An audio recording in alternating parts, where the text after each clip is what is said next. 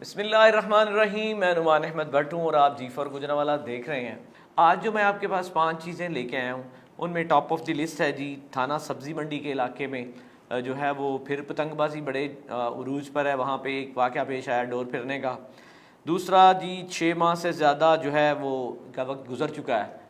जो गुजरांवाला की municipal corporation है उसने जीटी रोड से चंदा किला से लेकर पिंडी बाईपास तक उसकी राइट और लेफ़्ट में जितनी भी जगह है जहाँ पे आप समझते हैं कि कुछ स्टैंड मौजूद है, तो किसी भी पार्किंग का कोई मसला है, तो वहाँ पे उन्होंने बंदे अपने खड़े कर दिए हुए हैं और वो पैसे लेते हैं, वो कहाँ जाते हैं।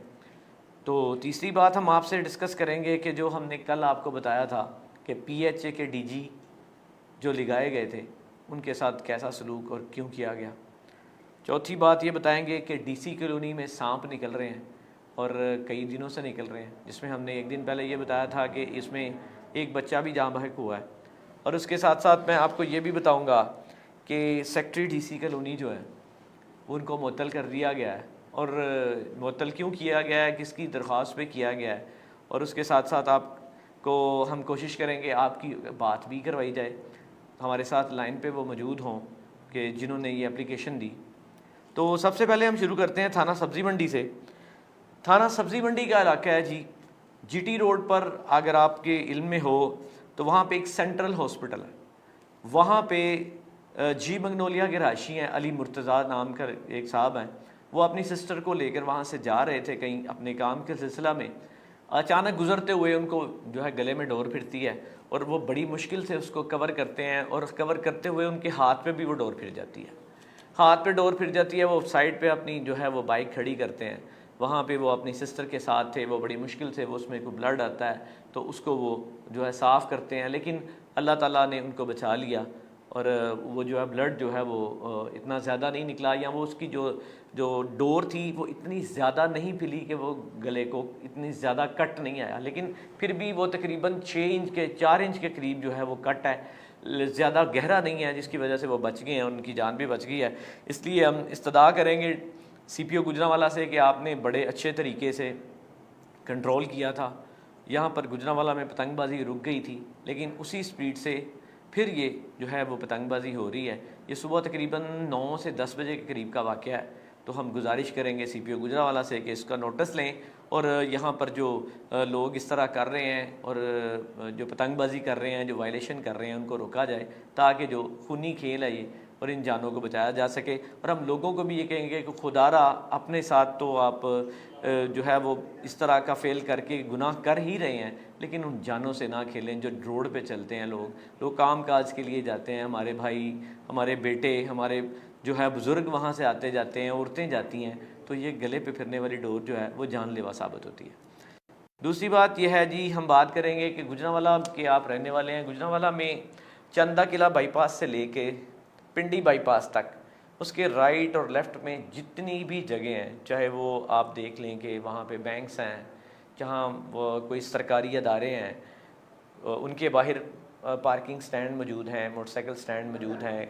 तो वहाँ पे क्या हो रहा है, वहाँ पे बाकायदा तौर पर कारपोरेशन जो है गुजरांवाला की जो म्यूनसिपल कारपोरेशन है, उन्होंने अपने अहलकार खड़े किए हुए हैं और वो बिला नागा डेली की बेस के ऊपर वहाँ से वो पैसे इकट्ठे करते हैं। लेकिन वो पैसे कहाँ जा रहे हैं किसी को कुछ भी नहीं पता, वो पैसे कहाँ जा रहे हैं। और ना ही उसकी कोई लिमिट है, ना कोई पर्ची दी जाती है, कोई उसका पूछने वाला नहीं है कि ये पैसे कहाँ जा रहे हैं, कितने जा रहे हैं, और उसके ऊपर कोई चेक एंड बैलेंस नहीं है। और उससे बड़ी एक और बात भी कि वो जो जिस जगह पे वो खड़े हैं, जिस जगह पे वो पार्किंग उन्होंने वहाँ पे माफिया के पहले था, उसकी जगह पर उन्होंने अभी दोबारा से वो कारपोरेशन वाले खड़े हैं अगर, तो वो जगह भी उनकी नहीं है। अगर मैं बात करूँ तो नादरा ऑफिस है, जो नादरा ऑफिस के बाहर वाली जगह, वो भी उनकी कारपोरेशन की जुडिक्शन नहीं है, वो भी पीएचए की है। उसके बाद अगर हम ब्रिज को क्रॉस करें टूवर्ड्स पिंडी बाईपास, तो उसके राइट और लेफ़्ट पे बैंक हैं, बैंक के साथ ग्रीन बेल्ट चल रही है। ग्रीन बेल्ट को थोड़ा सा मुख्तसर करके वहाँ पर पार्किंग स्टैंड बनाए गए हैं, चाहे वो मोटरसाइकिल का पार्किंग स्टैंड है, चाहे वो कार का है। तो वहाँ पे भी सूरत हाल इस तरह की मखदूश है कि कारपोरेशन के लोग वहाँ पे खड़े हैं और वो बाकायदा तौर पे वहाँ से पैसे इकट्ठे कर रहे हैं, वो सीईओ कारपोरेशन को दे रहे हैं या एडमिनिस्ट्रेटर तक ये पैसे जा रहे हैं, लेकिन कोई चेक एंड बैलेंस नहीं है कि कितने पैसे डेली आ रहे हैं और कितने इकट्ठे हो रहे हैं, कोई ठेका नहीं दिया जा रहा है। लेकिन ये सबसे बड़ी वायलेशन है कि उसको कोई ठेका जो है ना वो दिया ही नहीं जा रहा। अगर वहाँ पे ठेका दिया जाए कारपोरेशन को, मतलब कोई ऐसी चीज़ को लिखी पड़ी हो जो ब्लैक एंड वाइट में हो, वो आ रही हो कि इतने कॉन्ट्रैक्ट्स दिए गए हैं, इतने ठेकेदारों से इतने पैसे जो है वो सालाना हमने लेने हैं, तो उसका तो कोई चेक एंड बैलेंस हो सकता है। लेकिन जब कारपोरेशन का अपना अमला है, अगर वो तो उसकी अपनी सवाबदीद पे, अगर वो कहे जी आज मुझे 100 रुपया मिला है, अगर वो उसको 1000 रुपया आया हो तो उसके बारे में तो कुछ नहीं कहा जा सकता। अगर उसको 500 आया है या 10,000 आया है, उसके बारे में कुछ भी कहना कबल अज़ वक्त होगा। तीसरी अगर हम बात करेंगे तो DGPHA पे बात करेंगे। DGPHA हमने आपको एक दिन पहले बताया था कि अतीकुर रहमान थे, तो उनको 20 दिन के अंदर अंदर चेंज कर दिया गया। और क्यों चेंज किया गया, क्या उनका कसूर क्या था? कसूर उनका सिर्फ यही है कि वो गुजरांवाला में वाक़यातन इस माफिया के ख़िलाफ़, ये जो ऐसा माफिया है जिन्होंने इंक्रोचमेंट की हुई है, यहाँ पर इतनी ज़्यादा इंक्रोचमेंट है, उन्होंने अपनी उनकी दुकान उतनी अंदर नहीं है जितनी दुकानदारी बाहर लगाई हुई है। उन्होंने उनके ख़िलाफ़ ऑपरेशन स्टार्ट किया।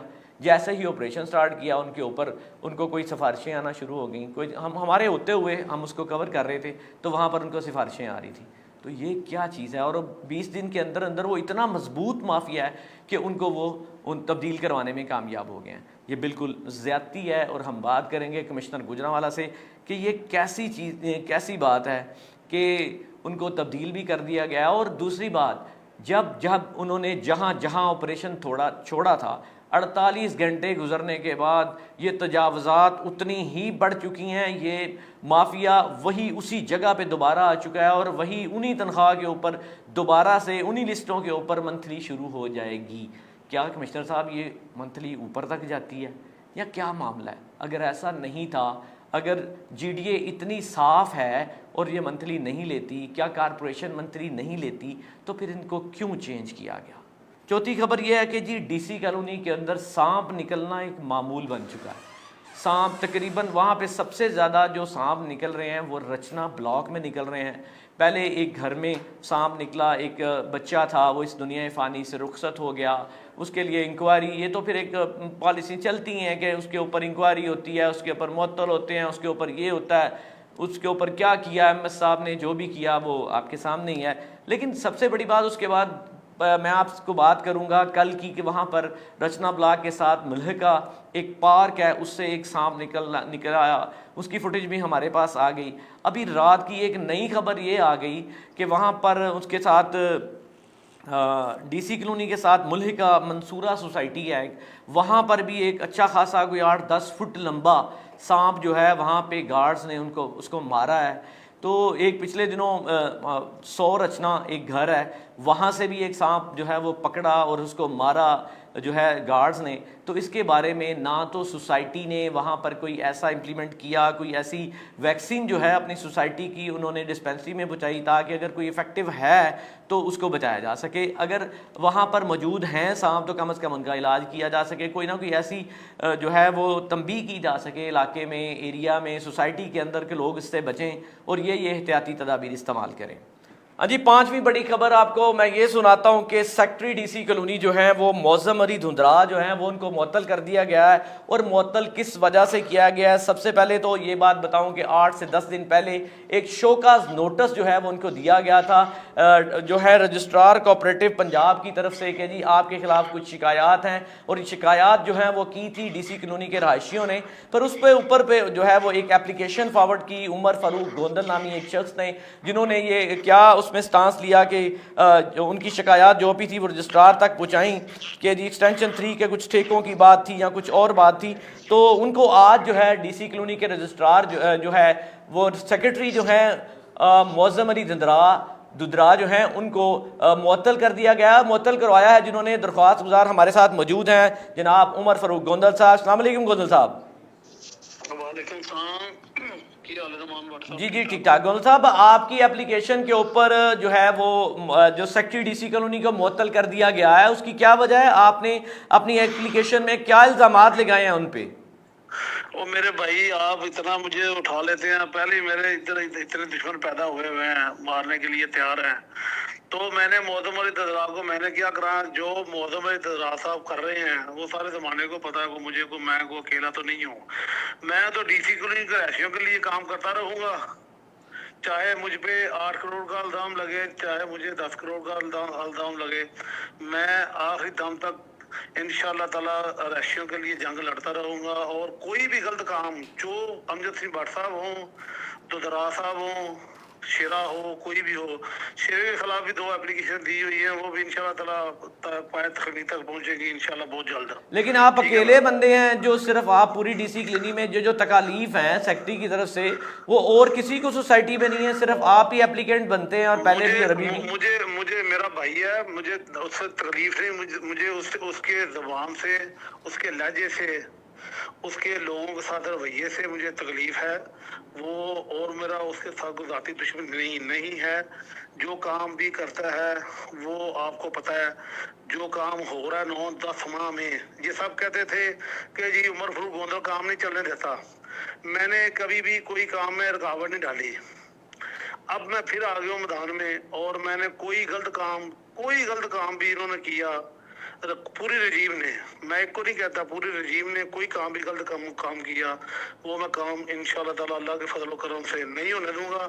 जोधर साहब मुझे एक बात बताइएगा, मेरे पास ये खबर है कि एक दिन पहले आपको डीसी कॉलोनी ऑफिस से धक्के दे के बाहर निकालने की कोशिश की गई, क्या ये बात दुरुस्त है? वो किसी के बाप का दफ्तर तो है नहीं, कोई बंदा, मुझे किसी की जरूरत नहीं कि मुझे धक्के दे के निकाले या क्या ऐसी कोशिश की गई थी? कोशिश की गई है, लेकिन उसको उस कोशिश का भरपूर जवाब दिया है हमने। कोशिश करे कोई बंदा हमें ये कहे कि हम डीसी कॉलोनी में ना जाएं, ये डीसी कॉलोनी हमारी है, रहायशियों की डीसी कॉलोनी है, और मैनेजमेंट का ये हक है कि हर चीज हर रहायशी को दिखाएं, हर रहायशी को दिखा के उनको बताएं कि हम नुकसान में जा रहे हैं, नफे में जा रहे हैं, हमारे पास क्या है। डीसी कॉलोनी का जो एक्सटेंशन 3 वाला मामला है वो बिल्कुल ठप हो गया, वो 2-3 माह रह गया, बल्कि 1.5 माह रह गया है उसके एनओसी खत्म होने में। 14.5 करोड़ रुपया पहले दिया था हमने, अब खत्म वो हो गया, तो अब हमें 40 करोड़ रुपया देना पड़ेगा दोबारा उसका एनओसी लेने में, ठीक है ना। एक्सटेंशन 3 की बात कर रहे हैं आप? एक्सटेंशन 3 के एनओसी की बात कर रहे हैं आप? ये एक्सटेंशन 3 के एनओसी की बात कर रहा हूँ, जो किसी रहायशी को पता ही नहीं। ये सारी चीजें जो अंदर अंदर से, कभी कोई कूड़े के पैसे खा रहा है, वो किसी के पैसे खा रहा है, वो किसी के पैसे खा रहा है, वो किसी चीज को खा रहा है, किसी से चीज पूछो तो वो गाल में पड़ जाता है। गोंदल साहब बहुत शुक्रिया आपका, हम इसके ऊपर आपके साथ प्रोग्राम करेंगे। मेरे साथ मौजूद थे उमर फारूक गोंदल साहब, उन्होंने बताया कि जो है जो secretary DC colony Maujam Ali दुदरा है, मौजम अली दुदरा को जो है वो मुअत्तल कर दिया गया है, और उसकी किस वजह से मुअत्तल किया गया उन्होंने बताया। ये आज की 5 खबरें थी, मैंने आपको बताई।